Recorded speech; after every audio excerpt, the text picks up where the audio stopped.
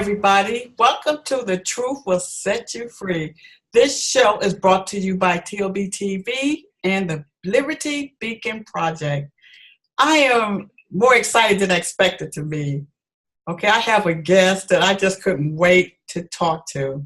We have with us Dr. Meline. Is that how you pronounce your last name? That's correct, yes. Okay, first of all, we love our veterans. Absolutely. He's a veteran of the Air Force, United States Air Force. He's a doctor, a medical doctor, but he really gets off on his expertise in nutrition. And we'll talk about that later. And he's a person that's into exercise and nutrition. He enjoys skiing. Is that skiing or what is that? Water skiing. Yeah, I was like, wow, you still do that? Oh, yeah. And you like outdoors, you like going outdoors and enjoying life out there. You just enjoying your family. You like to go fishing and camping, dirt biking. Really? Oh, yeah. Oh, yeah. That's great fun. Oh, how you doing, Dr. Meline? I'm doing very well. How about yourself? Oh, excellent. Even though I mentioned all these different titles that you have, one of the titles that's really blowing people away today is the fact that Dr. Meline became an author. Yes. Tell us the title of your book. The title is Lies Exposed, the truth about dieting, supplements, weight loss, and exercise. Yes. But see, I read his book. That's why I'm so excited. There's so much more to his book than the title. And I feel like this, when the teacher is ready, the student is ready, the teacher will appear. My book has so many highlights in it. I can't even share my book that I read. Your book, I can't share it because they wouldn't get their own intake on it because I just had so many highlights. But before we talk about the nutrition, the diet, and exercise, the things that I was like, really? Come on now, you got to help me with these, okay? Okay. Like one of them was you said that for women, you said it would be better for them to use the urine of a pregnant horse to get what that estrogen. Uh-huh. I mean, really? Yeah. Well, a horse is a biological manufacturing facility, and it makes the purest estrogens, purest hormones. So if you want to take a natural hormone, that's as natural as you can get.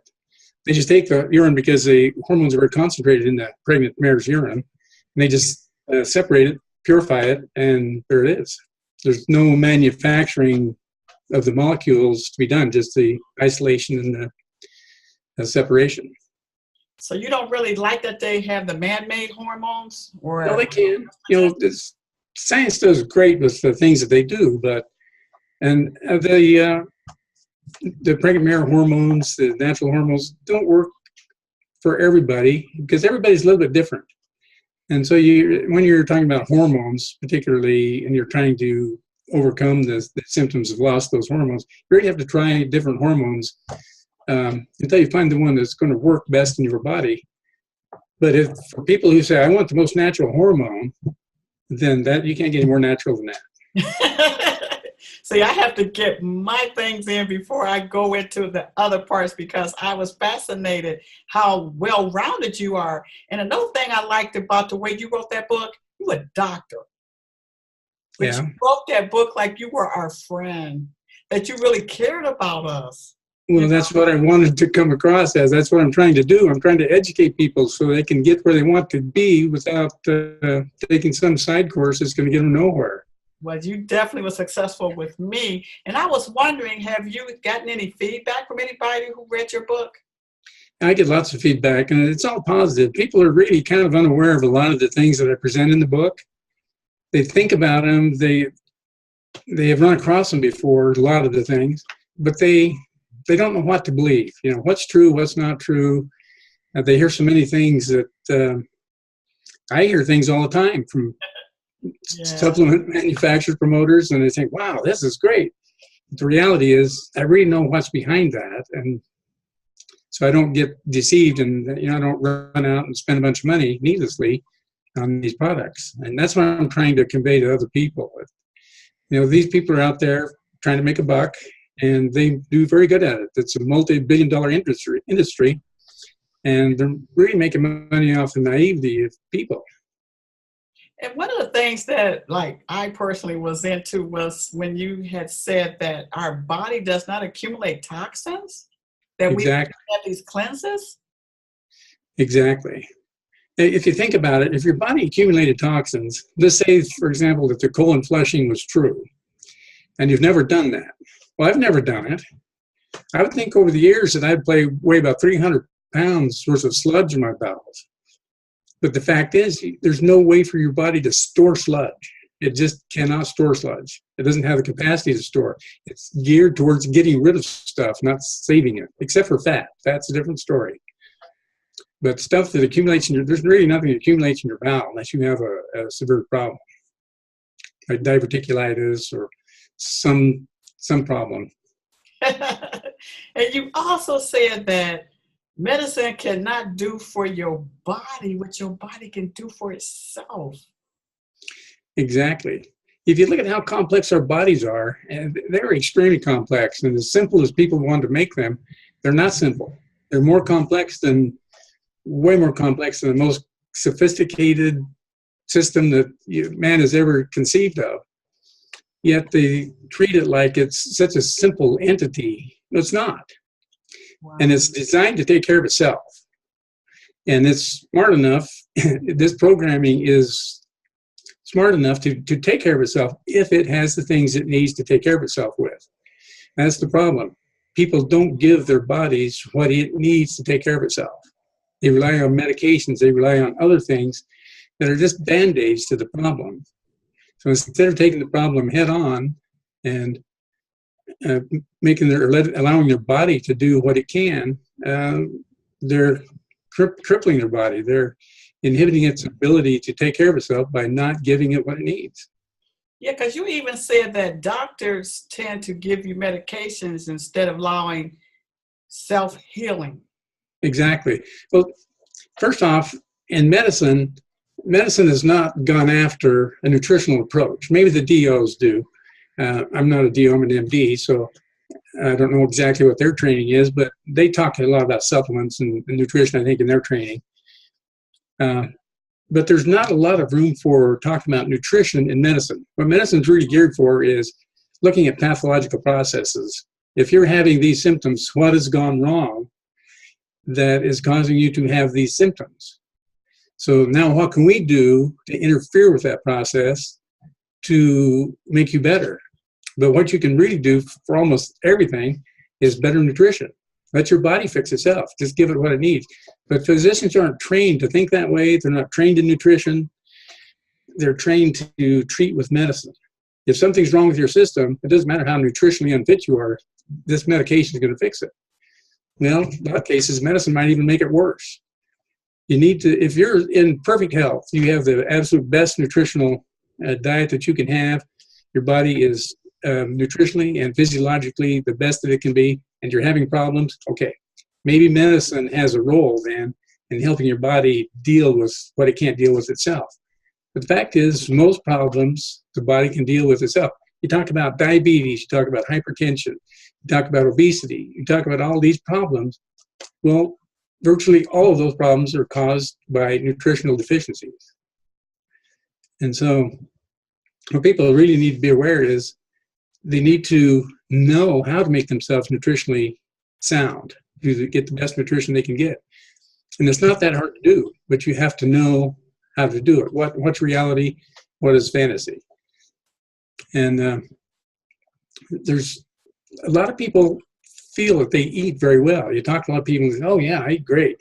And you ask them what they eat, and they throw in all kinds of junk food that they eat, or very low nutrition food. You know, pasta is great. I'm sure that you go to Italy or someplace like that where pasta is a main staple. I'm sure they have some pastas over there that just melt in your mouth and just, oh, this is wonderful. But the reality is the pasta itself is very low nutrition. It's made from very highly refined flour. The nutrition has been removed from the flour. You're essentially getting very low complex carbohydrates. You're almost eating a candy bar and with no nutrition. Candy bar probably has more nutrition because of the ingredients than the pasta has. So, you know, if you're a big pasta eater and you think that you're healthy, well, you might be, depending on what else you eat, but the pasta is not contributing to your health. And so there's a lot of fallacies out there. A lot of people out there think, oh, yeah, I eat great. I have a wonderful diet. I'm as nutritionally fit as I can be. And then when you really analyze the diet, not doing so well. But that's the problem of trying to get this message out there is when people hear that you have something to say, they expect one of two things. They expect that, one, you're going to present this new product that's going to, oh, you finally, you got the magical cure. Here it is. Oh, great. I'm glad that you finally found it. They either expect that or they think that they already do everything they can appropriately. And so you start talking about that. So they, oh, well, I already know about that. I don't have to worry about that.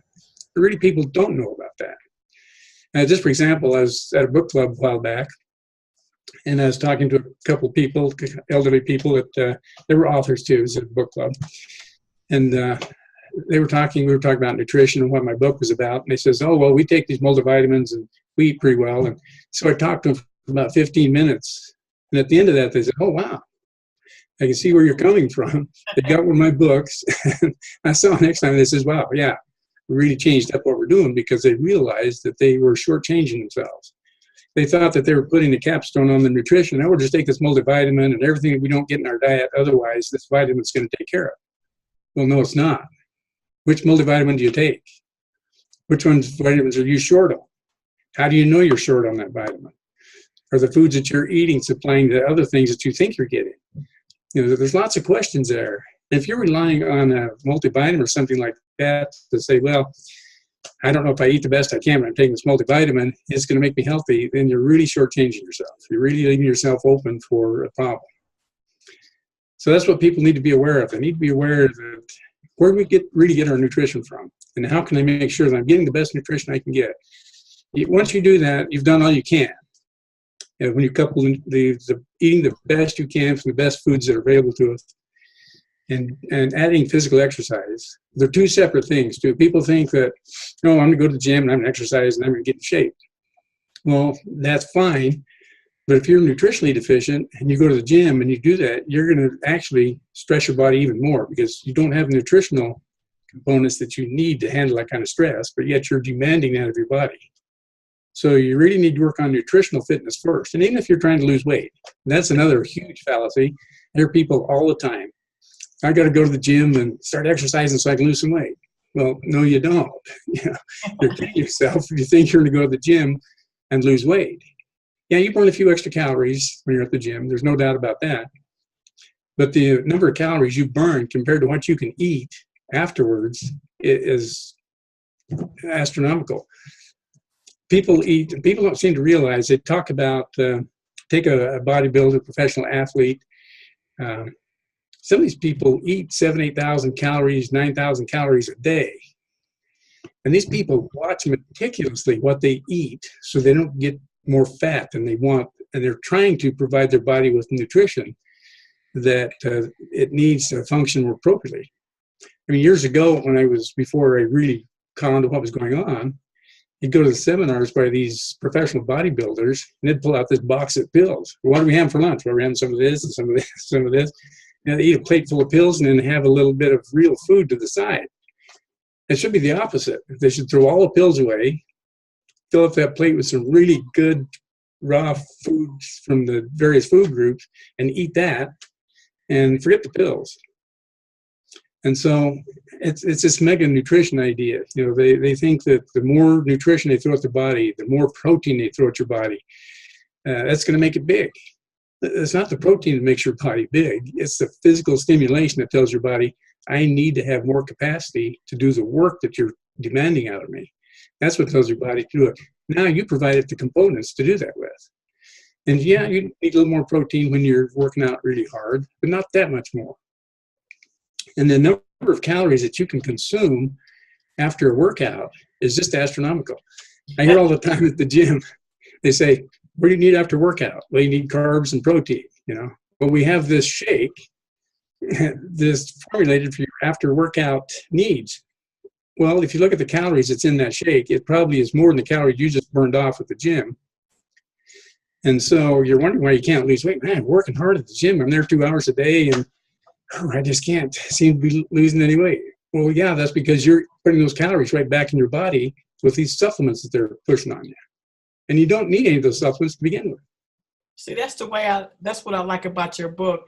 You waited a good while before you start talking about the diet or exercising, because pretty much what you was doing was showing us how we've been guided. Like you were saying, like, if you want to lose weight, don't go ask your doctor how you lose weight, because you said they go by word of mouth. They don't actually take time out to do no research. Yeah, no, you'd be sorely disappointed to go ask your doctor. Because first off, physicians are not educated in nutrition, very minimal nutrition. Secondly, they have no education in exercise, none. So if you go and ask them how to lose weight, well, what are they going to do? They're going to have to go with things that they've read in the literature or heard or something and say, oh, we'll try this diet plan, or do this or that or the other, and then come back and we'll see if you lost some weight. And those things just don't work. There's no plan in that. There's just, you come to them for help, and they don't know how to help you. They don't know how to say, I don't know. I really don't know anything about weight loss or dieting and things like this. You're going to have to go see somebody else. They just can't say that. You're the doctor. You know everything. So that's a very what I need to know. Doctor in, because another thing you said too is a lot of times by the time you get to the doctor, whatever it is that's your problem, it is set.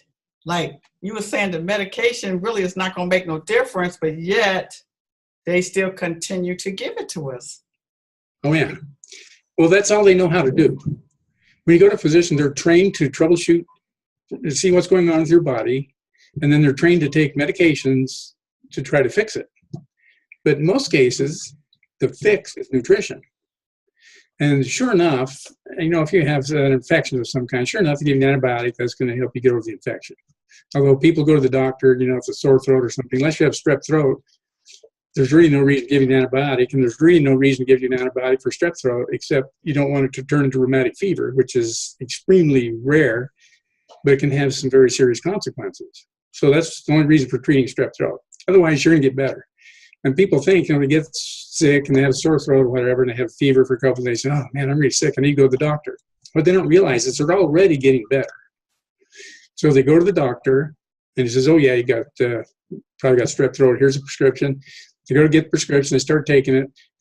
Next day or two, they say, oh man, I'm glad I went to the doctor. I started taking that antibiotic. I feel a lot better.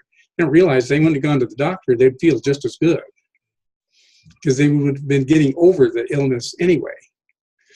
And so they think that that's what got them better. And so they go into the doctor with this expectation, oh, I've got to go to the doctor. They're going to give me some medication. I'm going to get better. And then they move on. Fact is, if they were nutritionally sound, so that their immune system was sound, they probably wouldn't have got sick in the first place. And so here you are, you have a nutritionally deficient state, which probably resulted in the lack of immunity to keep you from getting sick. You go to the doctor, you get antibiotics, which probably did absolutely nothing for you.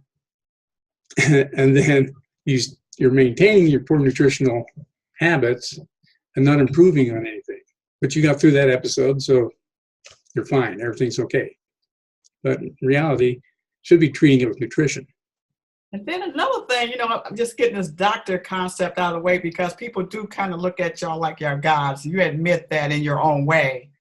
And yeah. Oh, yeah. You said also is how people, when they go to the doctor, they get this blood work done.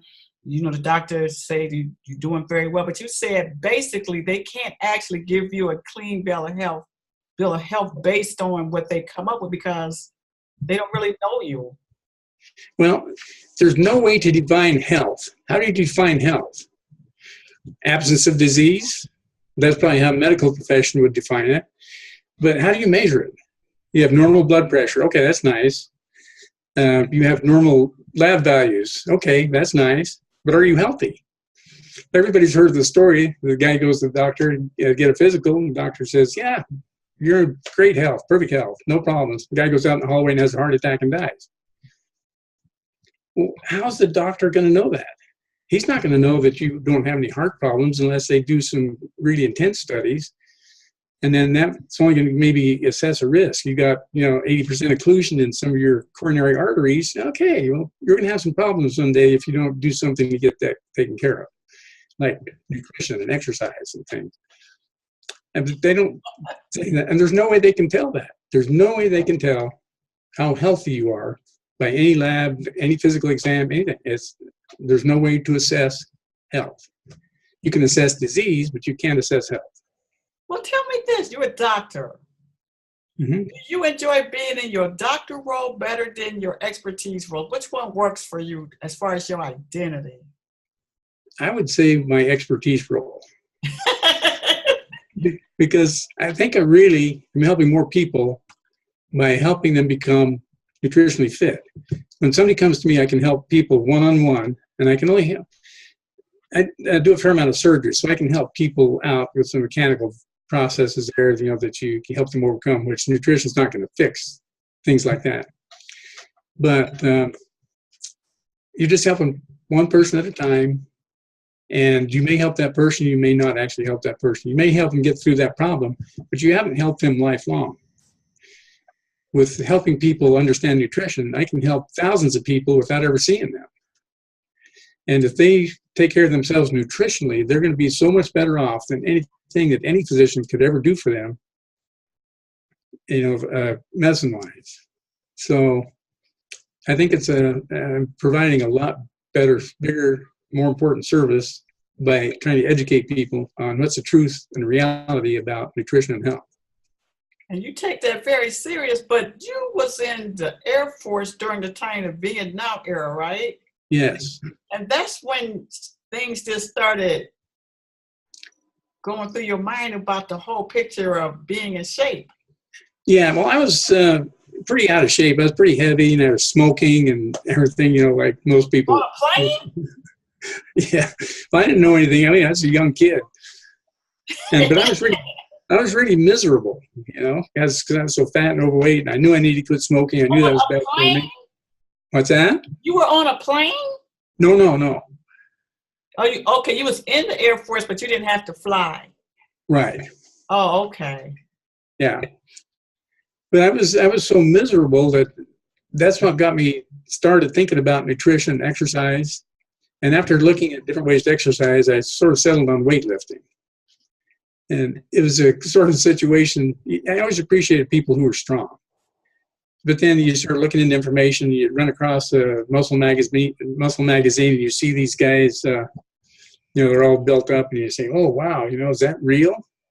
And you think, well, I could never look like that. I don't want to look like that. I just want to be in shape and be in better health. But the reality is, you could look like that if you really wanted to. You could put in the work and everything.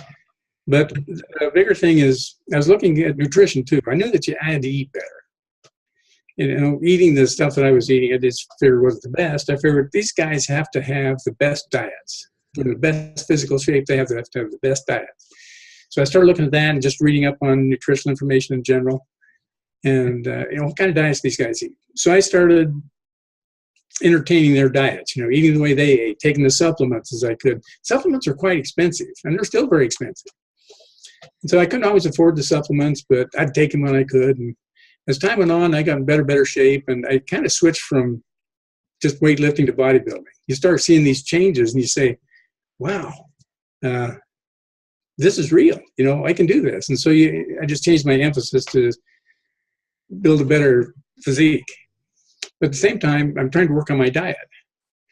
And as time goes on, and I ate much better, as that time went on. I ate better foods, and fresh vegetables and fruits, and more of them stuff. But back then, it was still high-protein diets. They ate a very high-protein diet, protein supplements, and all these other things. There weren't as many supplements back then, because back in those days, if you wanted to produce a supplement, it had to pass through the FDA. But in '94, when they passed that bill, which says that, now if it's a food supplement, as long as you're using components that have been verified safe, doesn't matter what you make. As long as you don't claim that it's going to cure disease or prevent disease or do things that medicines do, you can do anything you want. And thousands of supplements sprung up because now there's no restrictions. And so it got even worse. But what I really noticed was that during the times that I had money to buy supplements, and during the times that I didn't have, I didn't do any better on the supplements than I was doing without. So I started to wonder, what are these supplements really doing for me? And I'm thinking, when I went to med school, I'm thinking, med school is going to answer all these questions for me. They're going to educate me on nutrition, and I'm going to understand all this, and it's going to be great. And no, they didn't. It was very disappointing as far as that goes. They taught me nothing about nutrition. And so I was left to dig into it on my own. And what I started looking into is, what are these supplements really necessary? What are they really doing for me? And the answer I kept coming up with was nothing. They're not doing anything for me. The only thing that was important was eating fresh fruits, vegetables, eating from all the food groups. And this has been very well defined. You know, they back in, I'm not sure when they first did the food pyramids, 50s, 60s, whenever that was, the nutritionists back then divided the food groups into nutritional commonality. So the cereal grains all have nutritional commonality. The vegetables, what are considered vegetables, although many of them are really fruits by the technical definition, but what we consider vegetables all have nutritional commonality. The fruits all have nutritional commonality. You get into the dairy group. The dairy offers a certain amount of nutritional components that are contained in that group, so forth. So there's really 5 major groups of food that you can get nutrition from. And as long as you're eating from those 5 major groups, you are getting the nutrition from those groups that you need. And you eat them in proportion so you don't overload your calories, but you maximize your nutrition. So the food pyramids work very nicely. A few years ago, somebody decided that wasn't good enough. They'd come up with the My Plate. Well, they basically did the same thing. They put a plate and they divided it up, said this is meats and this is vegetables, this is fruit. They put a glass of milk to the side there. But as far as I'm concerned, they took the proportionality out of it, because maybe they draw a little smaller area on the plate. They're emphasizing to eat from the 5 food groups, but they don't proportion it quite right, I don't think. And they yeah, because you came up with your own pyramid. Yeah, well, the pyramid that I have in my book is basically the old pyramid that they started out with. And the only thing that I switched around once in there is we don't need so many calories and things from the cereal grains as we used to. Cereal grains is an excellent all-around nutritional source. And when you include those, you're getting more calories, basically, than most people need. So the more modern pyramid is flip-flop those. They put vegetables on the bottom, and then cereal grains, then fruits. Whereas cereal grains are on the bottom. And if you work really hard for a living and you need those extra calories, yes, certainly put the cereal grains back on the bottom. And if you're a vegetarian, you need the extra protein and stuff from those groups. So you need to put the cereal grains back on the bottom of that pyramid. You know, when you say nutrition, what are you actually saying? Well, what I'm saying is our body needs certain components to function as it's designed. It needs vitamins and minerals, certainly, things like that.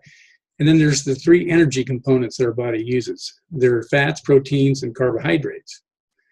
Carbohydrates are the main energy source their body's designed around, but it also functions on fats and proteins.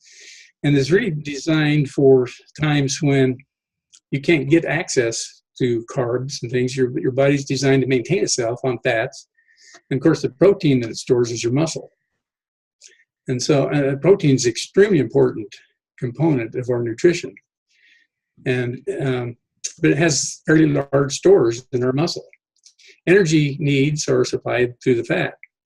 The body takes carbohydrates and it stores them as carbohydrates in the liver and the muscle. But the excess beyond that is converted into fat and stored in the fat cells. So we maintain a huge energy source in fat and an adequate energy source in glucose in the liver and the muscle. But the body's really designed to survive for long periods of time without good nutritional intake, having the energy stores and the protein and things that it needs to get through that time period until it can get more nutritious food again.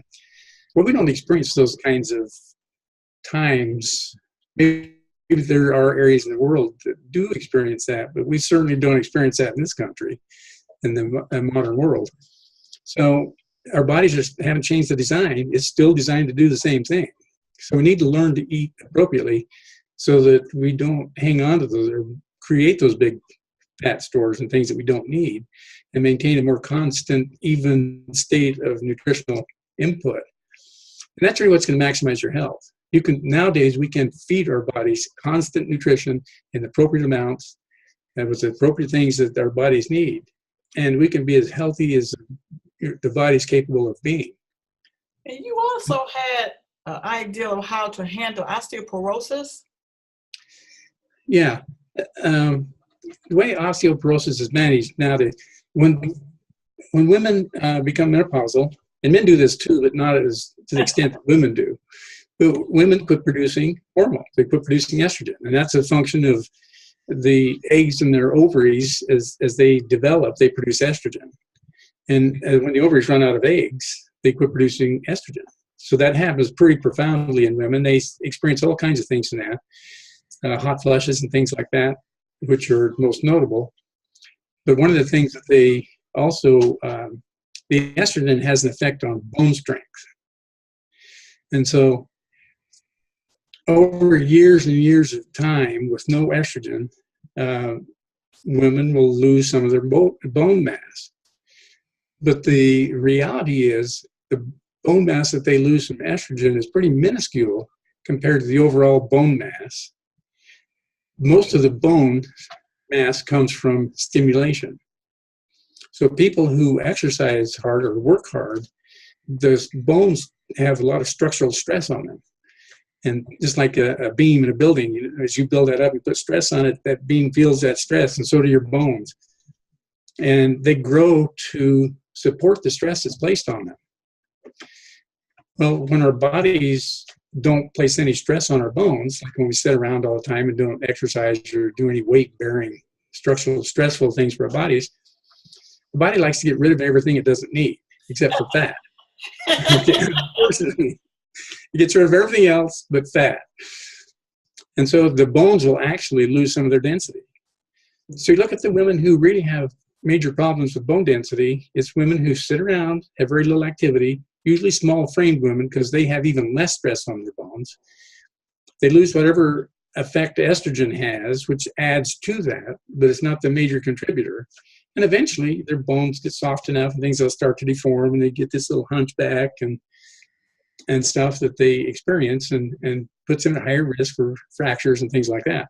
What they really need to concentrate on, instead of throwing some estrogen at it or things like that, they need to concentrate on nutrition because, again, their bones can't repair themselves if they don't have nutrition, and they need stress. They need to stress their bones so that they will grow and strengthen to meet that stress. So they don't need no estrogen to keep it smooth. They need to stress the bones. Now, estrogen will strengthen the bones a little bit because it's just a growth hormone, so to speak, like testosterone. It's a anabolic type of steroid, so that it stimulates growth. And so, yeah, it adds some, but you could get 10 times of bone growth by just eating better and physical weight-bearing exercise. Oh. That'll make the bones strong regardless of the estrogen. And see, that's what I like the way you did your book too, is how, I had shared this with somebody else. I said, people always relate to exercise to lose weight. But when I read your book, you were saying that was a totally different dynamic. And then I thought about it. It was like modern technology took away the body's ability to maintain itself with physical activity. Yeah. Because you pretty much saying it's not even about losing weight. Exercise can assist in it. That's what you said. But basically, that's not what the real purpose is. No. You can lose weight by sitting on the couch and eating at McDonald's if you eat appropriately for your body's needs. Your body needs a certain amount of energy. And as long as you only supply the energy your body needs, it will maintain its weight. If you don't supply enough energy, it will have to use some of its fat stores. There's no other way for it to get energy, and you'll lose weight. But that's eating appropriately to lose weight. I didn't say anything about health. I just said lose weight. And you certainly don't have to exercise in that formula. So lay on the couch, eat McDonald's, and if you eat appropriately, you can lose weight. You're not going to be very healthy, I'm not saying McDonald's is a place to eat. It's just no worse than any other place. But it's just the fact is, if you only eat the fewer than calories than what your body needs to function, it's going to eat some of its fat stores. It's going to use some of that up, and you're going to lose weight, period. Now, if you can exercise on top of that, it's going to burn a few more calories. So it's going to take a few more fat cells to give up their energy to keep you going. Nothing about nutrition. But the reason for the physical exercise is not to lose weight, it's to be physiologically healthy. So I separated into two entities, which are two separate entities, but are very much interrelated, and both are very important for maximum health. But first has to be nutritional health. If you start trying to gain physiological health with poor nutrition, your body can't achieve it. It needs the nutrition first. And then when you start stimulating your body, when you demand energy out of your body, it has to have someplace to draw that energy from, and it has to be able to process that energy. And as you demand that through the exercise, your body builds up the capacity to deliver that energy that you're asking it for. And so the increasing of the functioning of your body through the physical exercise and demanding these things of your body, that's what gives you the physiological health. It makes the cells function better. It makes all the parts, components of your body function better. Cardiovascular system works better. Everything works better when you exercise, but you have to have nutrition first. And when you look at medicine, you're talking about the cardiovascular system. When you look, what's medicine telling us about diabetes, obesity, heart disease, high blood pressure? Everybody knows, even doctors know this, that if you exercise and you eat right, you'll lose weight, your blood pressure gets better, your type 2 diabetes goes away.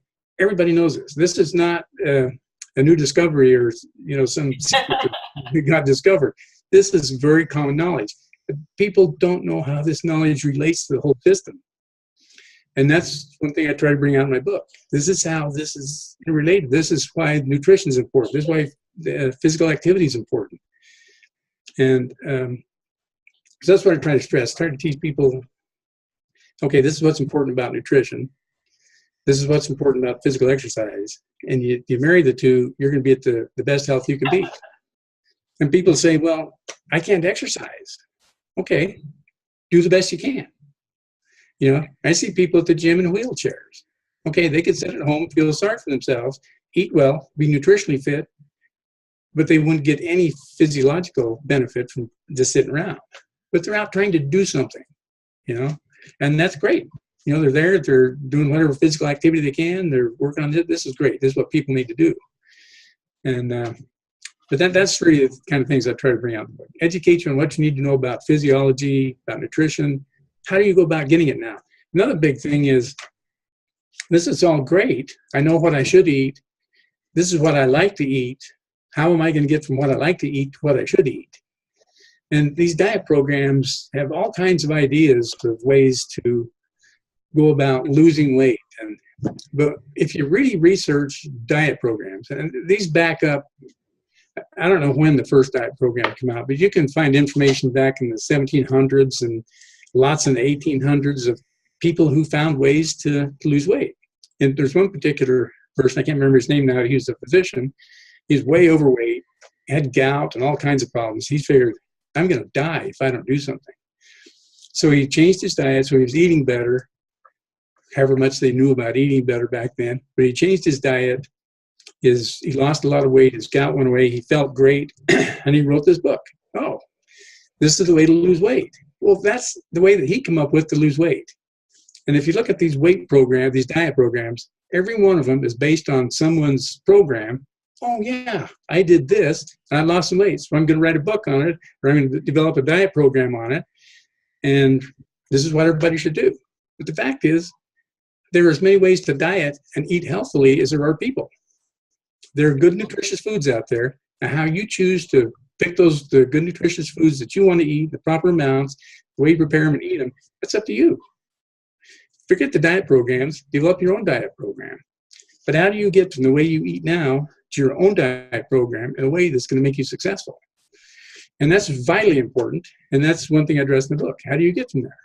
And I offer some suggestions. And as you read those, you may come up with your own thoughts and ideas. Say, oh, yeah, I could do this. This is very tolerable. This is something I can do.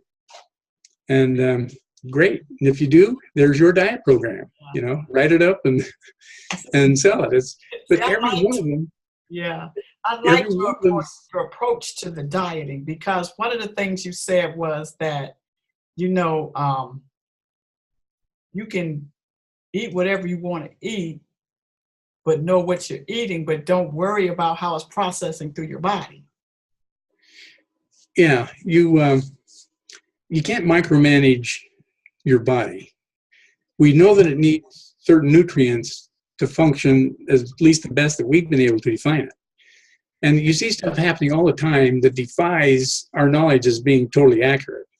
This is a very simple example. It's very well known that when people are in the hospital and they can't eat food and they have to be given the nutrients into their IV, that those patients will do much better as soon as you can feed them through the gut, as soon as they can eat food. And if you've ever eaten in the hospital and seen the diets that they give those patients, I think they do that so that you'll figure out the food's really terrible and want to get out of there. But even with all of that, they do better if you feed the gut rather than trying to come up with all this scientific nutrition, put it in a jar, and feed it through the veins. They just don't do nearly as well. So there's something going on there that we just haven't figured out about how all this stuff interacts. It's a very complex system. And we're too simple at this point to figure that out precisely. So quit trying to figure it out. It's okay to keep trying to figure it out. I mean, I'm the type of person that loves to investigate stuff. I love to figure things out. But that's okay. Keep trying to figure it out. But in the meantime, quit shooting yourself in the foot. Right. Just do what we need to know to be as nutritionally healthy and fit as we can. And someday we may discover enough to really make a difference. But right now, we have all the knowledge we need.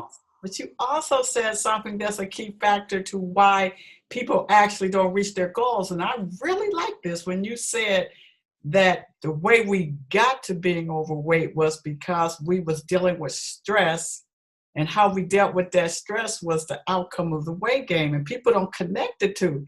And you also mentioned anxiety. Mm-hmm. People don't connect anxiety to why they haven't been able to succeed on the diet.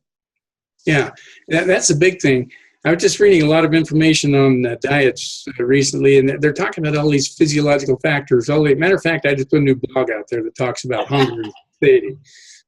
And they talk about all these chemicals and neural pathways and everything that interact to cause our hunger and satiety and things like that.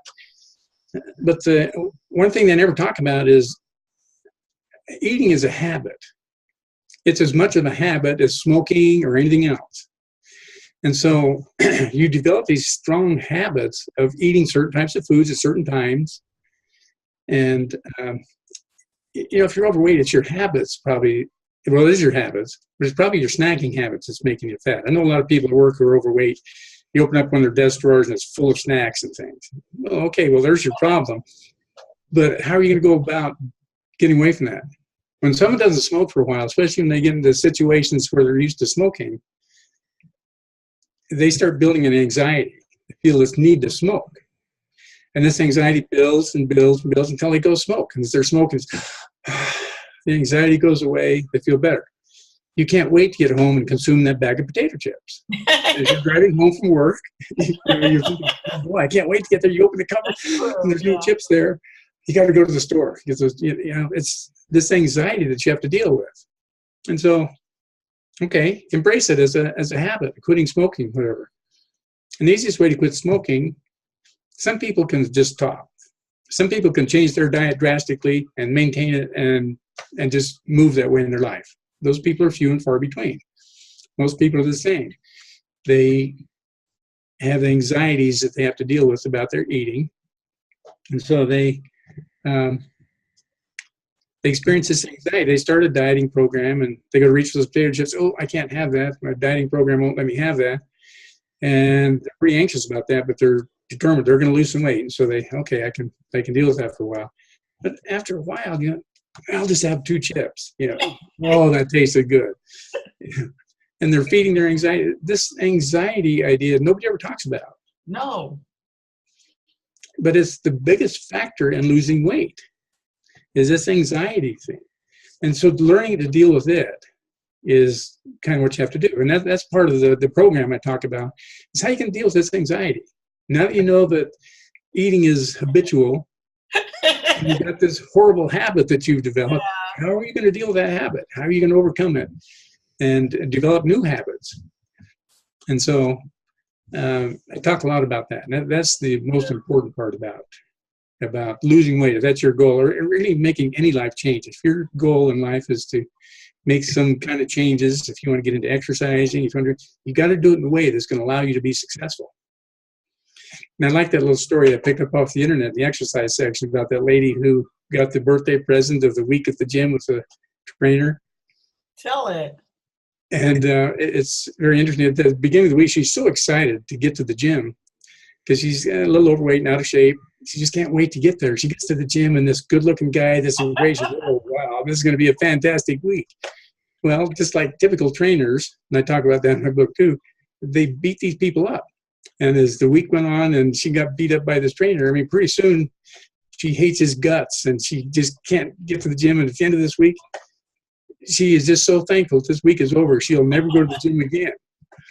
And I talk about that in my book. Why are people so unsuccessful at the gym?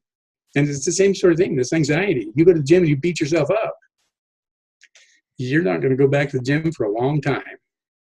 And I see trainers doing it all the time. And I talk about this in my book. And I don't think they're intentionally trying to beat people up or keep people from the gym. They need people at the gym, but they don't. But I see that they have these old people come into the gym and they train them like they're going to be a bodybuilder. All they want to be able to do is make sure they can get up off the couch to go get a beverage out of a refrigerator. Train them like they're going to be an Olympic athlete. Really? Yeah. So there's a lot of these things, but dealing with the habitual ideas, the stress, the anxiety of eating and not eating what you want to eat stuff, that's a big issue. But you really break it down what allows a person to revamp themselves. Like for me, I really appreciated the book because I always have a journey to be independent with my health, weight and everything else. And one of the things that I had picked up on was the realization of exercise didn't really have anything to do with me losing weight. As I'm getting older, I want my bone structure to be strong and I want my muscular structure to keep producing. And one of the things I started doing, like at my job, I can go from the ground floor up to the 8th floor of my building. Instead of taking the elevator, I started walking those steps. And I cannot believe how different my body is in response to it. Oh, yeah. And you can just do it once or twice a day. And I said, I didn't even get this going to the gym or curves or anything else I was trying. And it's like it's a wholesome effect. And then everything else just fell in place. Like you said, your book forces you to become conscious of your choices. Let me tell you, you are an expert. Oh, thank you. Yeah. You definitely are an expert. Really, your book should be FYI. It really should be FYI. And I got a few titles for my book. If you want a better life, FYI. Sure. For your information. Yeah. Medical field is not the answer. Food is not the answer. Exercise that's not the answer. It's your choices. And you can do all those things I mentioned, but they should not be your bottom line. You are your bottom line, and that's what you emphasize on. You do it so professionally, you do it so much like a friend, and you do it as a person who knows what he's talking about. I mean, you didn't leave anything unturned. I mean, I tried not to make a difference even if you don't plan on it, because I was so conscious of everything that I put in my mouth after I read your book. That's good. Everything that start thinking about it. Not that everything I didn't put it down, but I was aware of. And then as time went on, it was like, But I didn't, like you said, you don't got to beat yourself up, but just be aware of what you're doing and know where you want to go. Exactly. And everybody doesn't have to be twiggy, weigh 50 pounds. People are comfortable sometimes being a little overweight. Some people want to have less weight. That's fine. Pick a weight where you're comfortable, but make yourself nutritionally healthy and physiologically healthy. That's the key. And then the weight will fall in place.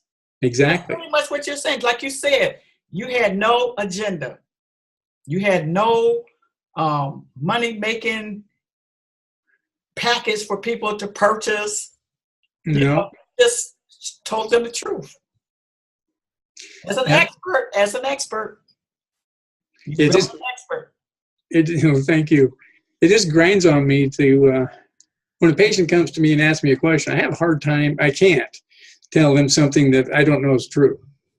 If I don't know something, I say, I don't know. I might give you my opinion on it. I say, I don't know, but this is what I think about it.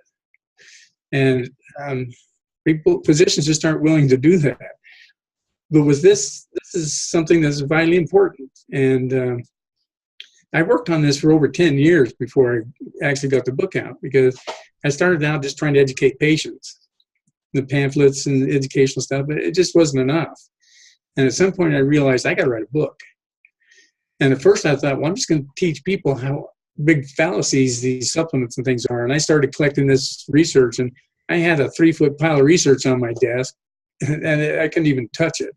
So I finally said, well, the best way is just to educate them, teach them what they need to know about physiology, nutrition, and things like that. Let them know, what's the real issues that they're dealing with, and how can we deal with these issues. And that's kind of where the book went. And then, the book was pretty thick. At one point, I probably had 500 or 600 pages worth of material or more. And then I started having to eliminate stuff and reword it and change it and shrink it down to where it was a manageable amount. Nobody's going to sit down and read a 600-page book, no matter how interesting. Well, you might if it's a big novel, get you sucked in. But they're not going to read a book like that. So I try to get it down to a point where just the information you need to know is there. You can get through it very quickly. It's not a big book, a couple hundred pages, and pretty concise, and I think reasonably easy to read. No big words in it. If I put a big word in there, I explain what it is, because you have to realize most people are not physicians or even educated in biology and things like that. So, why throw a bunch of big words out there they can't understand? Right, like you said, little things become big things if you just take a little bit. You don't have to do nothing major, and don't just put so much expectation on yourself that you just can't move. Exactly. You did a good job explaining that too. Like if people wanted to get your book and want to get in touch with you, how can they find out more about you? Okay. First off, I have a website.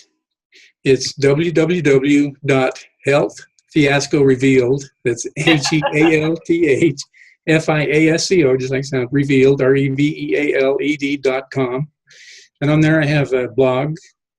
And the people I'm using to host my website, for some reason, when they have their blog set up, you can't get all the blogs to stay on the blog page. So I made a list of blogs. So you can just go to that blogs list and scroll through it, and every blog I've generated is on there. You can read that. And I'm working on producing a vlog. So I think a video interaction, just a short interaction, people are more likely to engage in than just having to read something. So I'm working on that. But they get a lot of information on there. I have links to a Twitter account and Facebook that are accessible off of there. There's links to Barnes & Noble and Amazon where they can buy the book. It's in Kindle format. They can buy it in the Kindle format if you prefer that. Or they could just request for me. I have an account on Amazon that I sell the books through, or just request through my website. Drop me a note and I'll send you a book. Dr. Meline, you are on the Truth Will Set You Free show. Give us the truth to remember you by. Just be yourself, be true to yourself. And the only person who can really make a difference in your life is you. You got to go after what you want.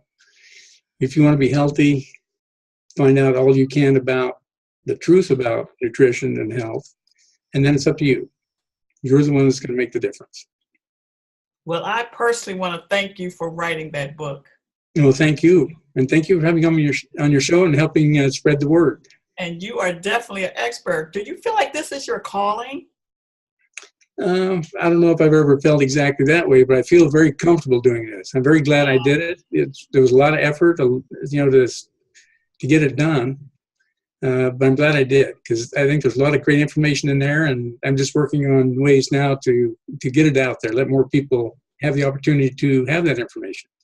Well, that's wonderful. I appreciate you for joining us today. Well, thank you, and I really appreciate you for having me. And hopefully you'll come back. I'd be happy to come back anytime. Take care. Thanks, and you as well. Bye-bye. Bye-bye.